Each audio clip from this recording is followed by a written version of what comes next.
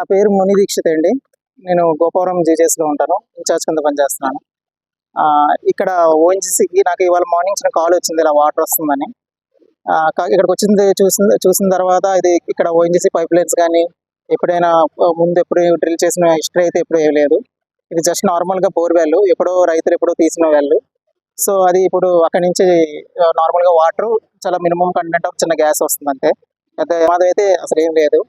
ఇప్పుడు జేసీబీ వాళ్ళు మా ఆర్సీఎంటీ టీమ్, క్రైసిస్ మేనేజ్మెంట్ టీము వచ్చారు. సో వాళ్ళు వచ్చి ఇప్పుడు ఒక జేసీబీ వచ్చిన తర్వాత తవ్విన తర్వాత బోర్వెల్ పైన చిన్న ప్లగ్ వేసి ఇంకా స్టాప్ చేసేస్తాం.